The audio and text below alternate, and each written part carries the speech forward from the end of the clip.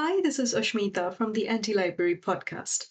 But today, I'm Alice, and I'm ready to go down the rabbit hole of finding the female illustrators of Alice. Today is Alice's Day in commemoration of the afternoon on the 4th of July, 1862, when Charles Dodgson, or Lewis Carroll to us, took the little sisters, Lorena, Alice, and Edith, on a boat trip from Folly Bridge in Oxford to Godstow, where they had a picnic. The girls asked him to tell a story, and so the first tale of Alice was born in 1865 as Alice's Adventures in Wonderland. Many of us have not only grown up with the stories of Alice's adventures, but also with the illustrations by John Tenniel. I remember so vividly the first illustration of Tenniel, the moment when Alice notices a white rabbit taking a watch out of its waistcoat pocket. It is a moment of great strangeness, the realm of fantasy pouring on my rainy afternoon when I first read Alice.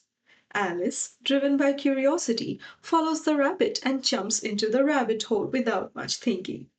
Cupboards and bookshelves and maps and pictures whiz past her as she falls, including a jar labeled orange marmalade. I really wanted to visualize Alice's fall as a kid, but I couldn't, not until I chanced upon the illustrations of Alice by Blanche McManus, the first American illustrator of Alice and the first female illustrator of Alice's Adventures in the Wonderland in the book form, published in the US in 1899. Look at the amazing colors of this illustration. Alice's red and black dress, with puffy sleeves, whirling in the vortex of the fall, and below her, the rabbit. If you take a closer look at the map, it shows us what awaits Alice in Wonderland. Objects concocted through whimsy in this make believe world that Alice and us readers come across later in the story are stacked on the cupboard. Mock turtle soup, the queen's tart, and the potion that would make Alice tall. We already see the portraits of the Cheshire Cat and the party of the Mad Hatter hanging on the wall. McManus's illustration works almost as a storyboard, stirring the suspense of the reader. Alice's eyes are enlarged to register her shock and amazement as she is holding onto a jar of orange marmalade, as if it is her way of looking into familiar objects in this world of the unfamiliar, where she is entering, and Blanche McManus is taking us along. Don't get me wrong, I like Daniel's illustrations a lot, just like you do. His blend of realism and whimsy, and at times grotesque, creates a sense of eeriness that you feel creeping up the spine, making you realize that the reality in this wonderland is not reliable. His black and white illustrations were created through a detailed process involving pencil sketches, which were then inked and then transferred onto woodblocks for printing.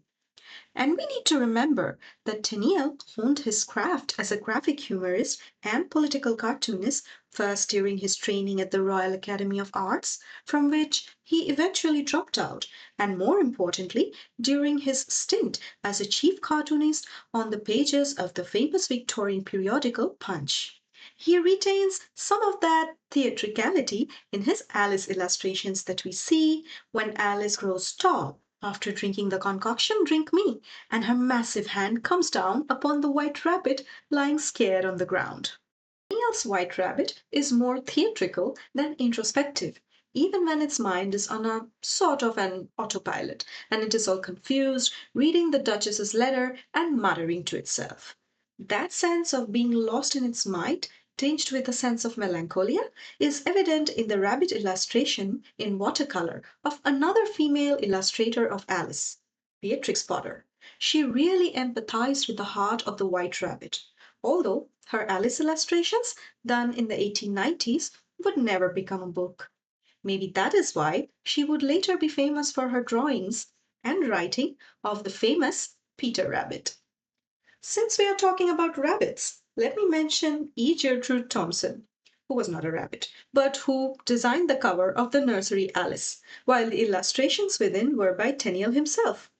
Thompson's Wonderland is a world of sunlit, pristine whimsy, where Alice is lying under the shade of a flowering tree, in reverie of magical rabbit and squirrel and turtle in magical repose upon a cloud of fancy. In contrast, the illustrations by Fanny Cory, another key female illustrator of Alice, the titular character is more cartoonish, keeping the reality and the fantasy in careful balance as intimate dimensions of the childhood world. While the childhood was somewhat eerie and menacing in Tenniel, Alice's illustrations would be more everyday in the sketches of Maria Louise Kirk, published in 1904. Here, crabs and mice and even the extinct dodo can have all unadulterated fun. But is Alice's world such a magical garden far from the dust of history after all? Let's look at the hookah smoking caterpillar in Blanche McManus's illustration. Here is a fez hat, often associated with the Ottoman Empire, upon the heads of the caterpillar, evoking associations of luxury and indolence and the fumes of the opium trade, as the caterpillar's languid, sleepy voice bears the undernote of the opium trade, spearheaded by the British Empire, hiding in plain sight in a children's book. With that, allow me to draw the curtains on today's episode. Stay tuned as we come with more unfamiliar stories from the lonely shelves of libraries in our Anti Library podcast.